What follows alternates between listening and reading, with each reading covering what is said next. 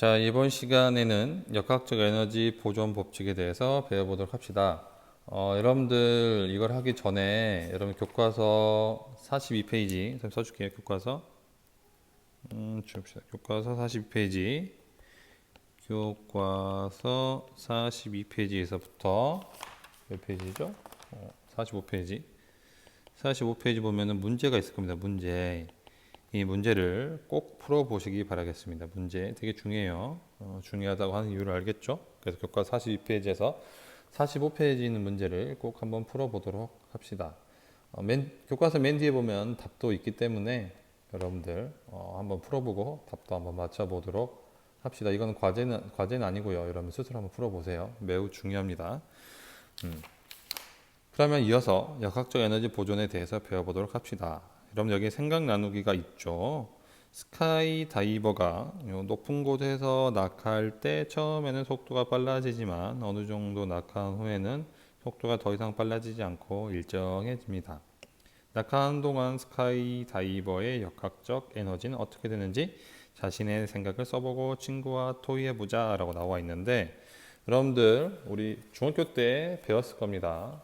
역학적 에너지는 나와 있네요. 역학적 에너지는 뭐하고 뭐 합시다. 운동 에너지하고 포텐셜 에너지의 합이다. 그래서 여러분들 운동 에너지는 기억이 날지 모르겠지만 2분의 1 mv 제곱. 그다음 포텐셜 에너지는 중력에 의한 포텐셜 에너지는 mgh 이렇게 대해서 배웠을 거예요.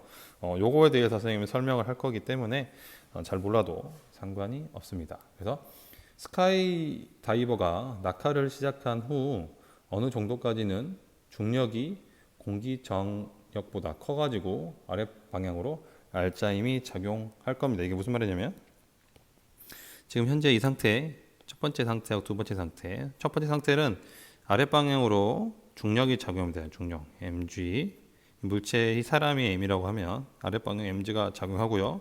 위쪽 방향으로 공기 저항이 작용하는데 공기 저항이 작용하는데 이 mg가 더 커요. 이 mg가 더 커가지고 실질적으로 아랫방향으로 알짜 힘이 작용하는 거죠.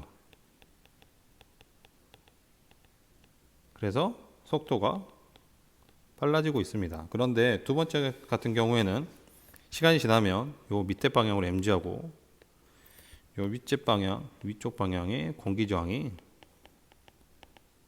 같아지는 시기가 와요. 같아지면은 알짜 힘이 있어요?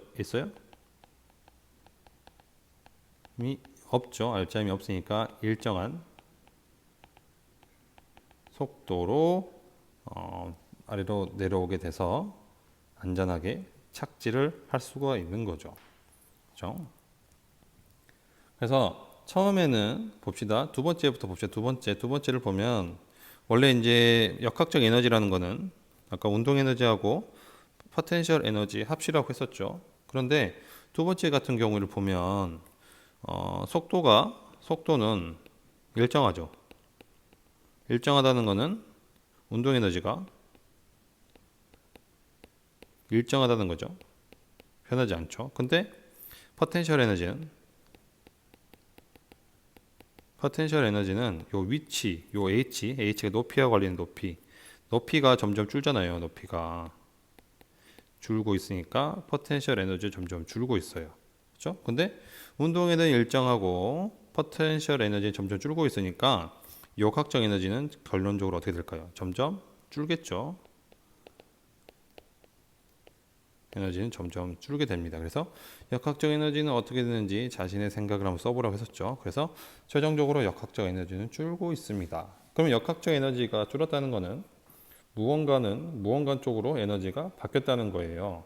그러면 이 역학적 에너지가 줄 만큼 어떤 쪽에서 이 에너지가 늘어났을까요? 그렇죠. 이 사람이 떨어지면서 공기와의 마찰이 생겼을 거 아닙니까? 그 마찰에 의한 열 에너지가 증가하게 되는 거죠. 그래서 역학적 에너지는 줄지만 반면에 요 열 에너지는 증가한다 라는 것까지 알아두었으면 좋겠습니다. 그래서 여기에서 이야기한 요 운동 에너지하고 포텐셜 에너지에 대해서 오늘은 이야기를 할 거예요. 이걸 하기 전에 요 일과 에너지에 대해서 한번 알아보도록 합시다. 첫 번째, 물체의 힘이 작용하여 물체가 힘의 방향으로 이동하였을 때 무슨 방향? 물체의 힘이 작용하여 물체 힘의 방향으로 이동하였을 때 물체에 작용한 힘이 일을 하였다고 합니다. 이게 이제 과학에서 정의하는 일이에요.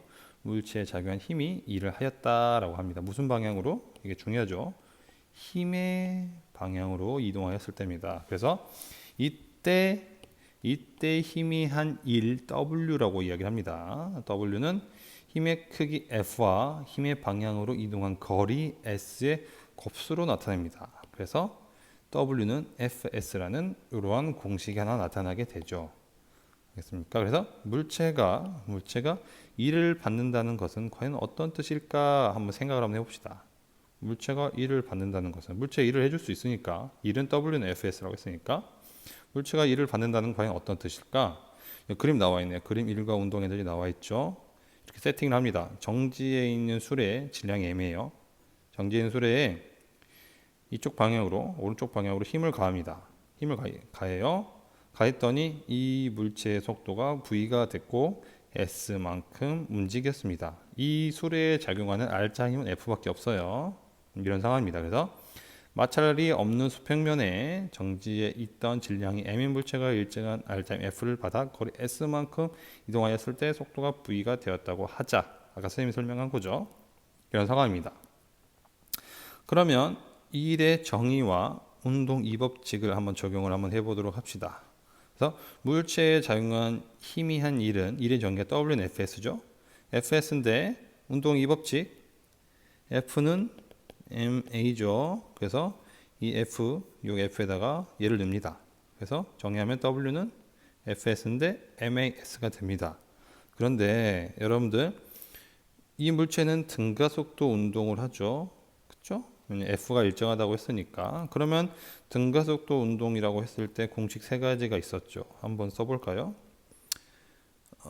S는 V0T 플러스 2분의 1 AT의 제곱. 그 다음에 V는 V0 플러스 AT. 마지막 EAS는 V제곱 마이너스 V0의 제곱이죠. 여기서 V는 나중 속도고요. V0는 처음 속도죠. 그런데 여기서 봅시다. 여기서 사용하는 공식은 3번 공식이에요. 3번 공식. 자, 처음 속도가 정지네요. 그럼 이 V0가 0이니까 날아가겠죠. 나중 속도는 V 여기 써 있죠. 그렇죠? 그래서 이 공식을 쓰면 됩니다. EAS는 V 제곱이 되겠죠. 그래서 EAS는 V 제곱인 관계가 있죠. 그래서 얘를 A로 바꿔가지고 그래서 A는 2A분의 V 제곱이 되겠죠. EA를 쭉 넣어요. 넣어서 정리해 보면 이러한 공식을 찾을 수가 있습니다. 그래서 W는 FS인데 FS는 운동 이법칙에다가 등가속도 운동 공식 중 세 번째를 이용해서 적용해서 정리해 보면 2분의 1 mv 제곱이 되는 거죠. 그래서 이때 2분의 1 mv 제곱을 질량이 m이고 속력이 v인 물체의 운동 에너지라고 합니다. 뭐라고요? 운동 에너지. 그래서 R자 힘이 한 일은 봅시다. R자 힘이 한 일은 운동 에너지 변화량과 같습니다. 이게 무슨 말이냐면 R자 힘이 이 수레에다가 수레에 가했더니 운동 에너지가 생겼죠. 그 운동 에너지는 2분의 mv 제곱이죠. 그렇죠? 근데 처음에는 정지해 있잖아요. 그럼 정지해 있는 상태에서도 에너지가 있겠죠. 근데 에너지가 결국에는 얘도 2분의 1 mv 제곱인데 이 v가 0이니까 얘는 0이죠. 그래서 사실 여기에서는 마이너스 0이라고 써도 될 거 아니에요. 그래서 R자 힘이 한 일은 운동 에너지 변화량과 같다라고 이야기한 게 나중 운동량에서 처음 운동량을 뺀다라고 다시 이야기해요. 나중 운동 에너지에서 처음 운동 에너지를 뺀다라고 이야기하면 되겠습니다. 그럼 만약에 처음에 정지해 있지 않고 만약 이게 V0의 속도가 있었다고 한번 해봅시다. 그러면 사실 얘는 이렇게 되겠죠. 2분의 1 mv 제곱 마이너스 2분의 1 mv 제로의 제곱이 되겠죠. 그렇죠? 처음 속도가 0이 아닐 수도 있잖아요. 그러니까 요거까지 알아두었으면 좋겠습니다. R자 힘이 한 일은 결국에는 뭐의 변화량과 같다고요?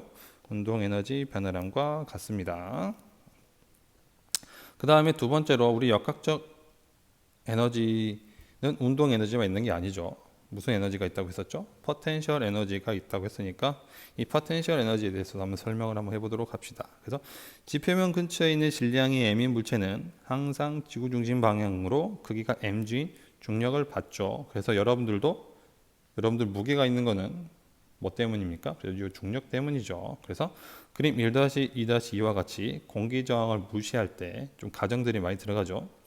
공기 저항을 무시할 때 이 물체를 운동 에너지 변화 없이 지면으로부터 높이 h만큼 들어 올릴 때 필요한 일은 다음과 같습니다.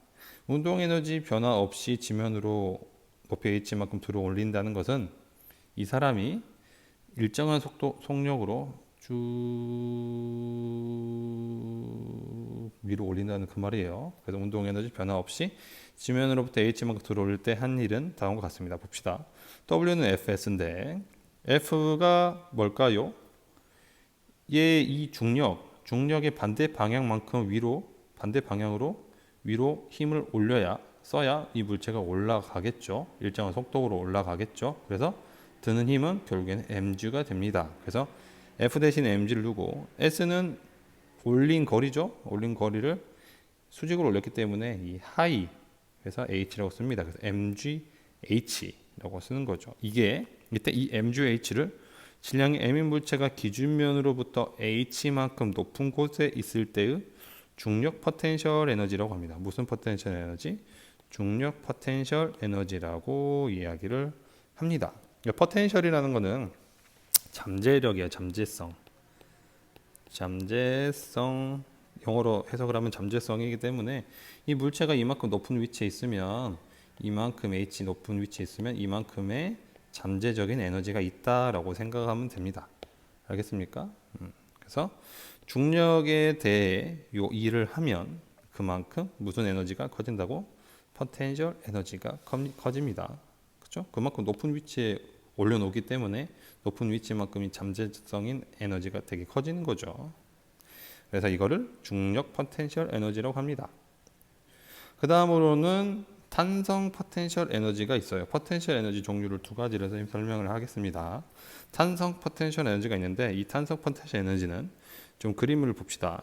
그림 1-2-3의 가와 같이 수평면의 용수철의 상수가 K인 용수철을 평형 상태로부터 X만큼 늘리기 위해 필요한 일을 한번 구해 봅니다. 자, 평형 상태라는 것은 이 용수철이 늘어나지 않은 상태예요. 용수철이 늘어나지 않은 상태를 평형 상태라고 합니다. 평형 상태에서 X만큼 늘리면 이 용수철에 복원하려고 하는 힘이 생기겠죠. 그렇죠? 원래의 상태로 돌아가려고 하는 힘이 생기겠죠. 그거를 탄성력이라고 합니다. 그러면은 이만큼 돌아가려고 하는 힘과 크기가 같게 반대 방향으로 잡아당기면 이 용수철이 늘어나겠죠. 그렇죠? 일정한 속력으로 쭉 늘립니다. 이때 이 탄성력에 의해 생기는 힘을 KX라고 합니다. 그래서 이 당기는 힘은 KX가 됩니다. K는 용수철 상수예요. 그래서 KX만큼 쭉 잡아당기면 이 늘어난 길이에 따른 이 힘은 이런 그래프를 그릴 수가 있습니다. 1차원 그래프를 그릴 수가 있는 거죠. 그렇죠? 여기까지 이해됐죠? 그래서 용철을 일정한 길이만큼 늘리기 위해 용철에 작용해야 하는 힘의 크기는 아까 이야기한 것처럼 탄성력의 크기와 같습니다. 그래서 용철에 늘어난 길이가 만약에 x일 때 물체에 잡아당기는 힘의 크기는 요 kx가 되겠습니다. 아까 이야기했었죠. 그래서 평형 상태로부터 x만큼 늘리는 동안 처음 상태에서 요 x만큼 늘린 동안 용수철에 가한 평균 힘을 한번 구해 보도록 합시다. 평균 힘은 이 x의 길이와 상관없이 항상 일정한 힘이 있다고 생각하는 게 평균 힘이에요. 근데 사실 실질적으로 이만큼 힘이 x에 따라서 다르게 힘이 점점 변하니까 힘이 점점 커지죠. 그러면 이런 1차원으로 늘어나는 힘에서 평균 힘은 어떻게 구한다고 했었죠? 그렇죠? 평균 힘은 평균 속도랑 동일한 거예요. 평균 힘은 처음 힘에서 나중 힘을 더해가지고 2로 나누면 됩니다. 그럼 처음 힘은 뭐예요? 0이고요. 나중 힘은 KX죠. 그러면 평균이면 어떻게 될까요? 2분의 kx가 되겠네요. 그럼 여기 중간점이 되겠네요. 이런 평균 힘이 작용한다고 생각하면 되겠죠. 그러면은 일과 에너지 정리에 의해서 E를 한번 구해봅시다.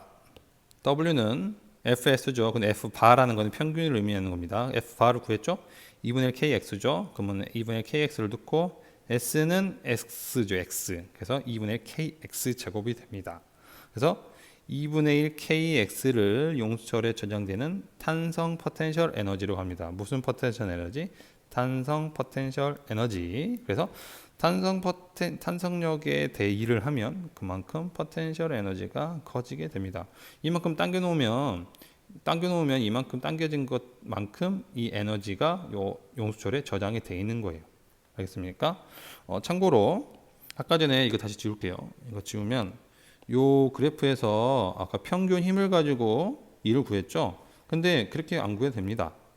이 그래프에서 힘 길이 그래프에서 이 밑에 면적에 해당되는 것이 에너지 면적에 해당되는 것이 1입니다. 1. 그렇죠? F S잖아요. 두 개 곱하면 1이잖아요. 그래서 이 면적이 의미하는 게 S입니다. 그러면 W. 자, 그러면 가로 곱하기 세로, 가로가 뭐죠? X. 세로가 KX죠. 근데 삼각형이니까 2분의 1을 나눠주겠죠. 곱하기 2분의 1. 하면 얼마니까? 2분의 1 KX의 제곱이 되죠. 이렇게 구할 수도 있어요. 이게 더 편합니다. 그래서 요 힘 길이 그래프에서 이 면적은 뭐다? 그렇죠. 1이다. 1. 1이다. 이런 것을 알아두었으면 좋겠습니다. 그래서 이제 두 가지를 했었죠. 역학적 에너지는 무슨 에너지하고 운동 에너지하고 그다음에 포텐셜 에너지인데 포텐셜 에너지는 두 가지 종류가 있다고 했었다. 중력하고 그 다음에 탄성성에 의한 에너지가 있었다. 그래서 이 포텐셜 에너지는 잡아당기는 주체가 뭔지에 대해서만 알면 됩니다. 중력이 잡아당기면 무슨 포텐셜 에너지? 중력 포텐셜 에너지고요. 용수를 잡아당기면 탄성 포텐셜 에너지라고 생각하면 되겠습니다. 그래서 이번 시간에는 역학적 에너지에 대한 개념하고 정의에 대해서 배웠습니다. 알겠습니까? 오늘도 마찬가지로 과제가 있죠. 과제 A4 용지 혹은 노트에 정리하는 거 잊지 마시고 과제를 꼭 하시기 바라겠습니다. 그럼 오늘도 고생 많으셨습니다.